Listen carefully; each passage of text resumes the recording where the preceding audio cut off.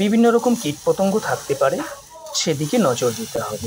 গ্রামে যদি কোনো রিলেটিভ থাকে, তাদের বাড়িতে এসে একটু পরিশ্রমের মাধ্যমে এই পদ্ধতিতে পাতা সার তৈরি করে নিতে পারেন। তৈরির জন্য কোনো রকম পাত্র লাগবে না। পেতে পারি বাগানের এক মূল্যবান সম্পদ। এখন বসন্ত চলছে, পরের বসন্তে লিপমোল্ড কম্পোস্ট আমরা পেয়ে যাব। বাগানের বিভিন্ন সার তৈরি করি, ভিডিওর মাধ্যমে সেটাই আপনাদের সামনে তুলে ধরবার চেষ্টা করি।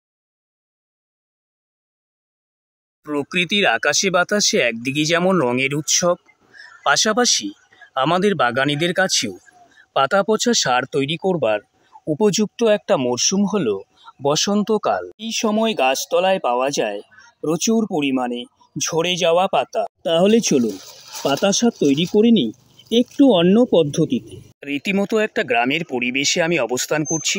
চারপাশে গাছগাছালিতে ঘেরা সুন্দর একটা গ্রাম্য পরিবেশ। বাঁশঝাড়ের পাশের এই জায়গাটা একটু ঢালু, তারপরেও ওপরের মাটি খানিকটা সরিয়ে একটা গর্ত করে নিয়েছে। গ্রামের প্রত্যেকটা কৃষক পরিবারে এই যন্ত্রটা আপনি পেয়ে যাবেন।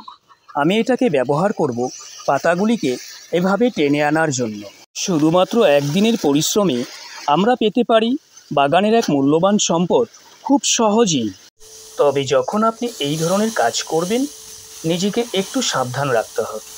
জায়গাটা যেহেতু জঙ্গলের নিচে, চারপাশে বিভিন্ন রকম কীটপতঙ্গ থাকতে পারে, সেদিকে নজর দিতে হবে। আর নিজেকে একটু ঢেকে রাখবেন।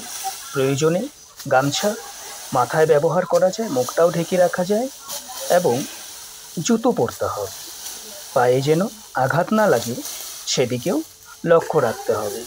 এই পদ্ধতিটা অবলম্বন করতে হবে এই কাজের জন্য। আমরা প্রত্যেকেই বিভিন্ন পেশার সাথে যুক্ত, তাই সারাক্ষণ সময় দেওয়া আমাদের পক্ষে সম্ভব নয়।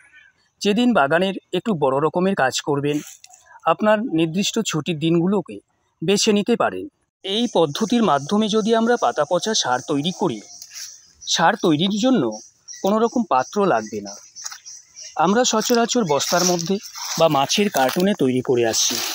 মাটিতে গর্ত করে এভাবে যদি স্তূপাকারে জমা করা যায়, 1 বছরের মধ্যেই পাতা পচা সার তৈরি হয়ে যাবে। কিছুদিনের মধ্যেই শুরু হয়ে যাবে বর্ষাকাল, প্রয়োজন নেই জল দেবার।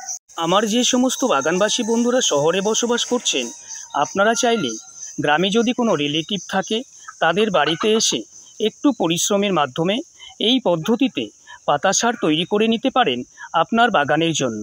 এটা এভাবেই থাকবে, আর কোনো কাজ এখানে নেই। বৃষ্টি শুরু হবে, বৃষ্টির জল পড়বে, আস্তে আস্তে পাতাগুলো কম্পোস্ট হতে শুরু করবে। এখন বসন্ত চলছে, পরের বসন্তে লিপমোল্ড কম্পোস্ট আমরা পেয়ে যাব।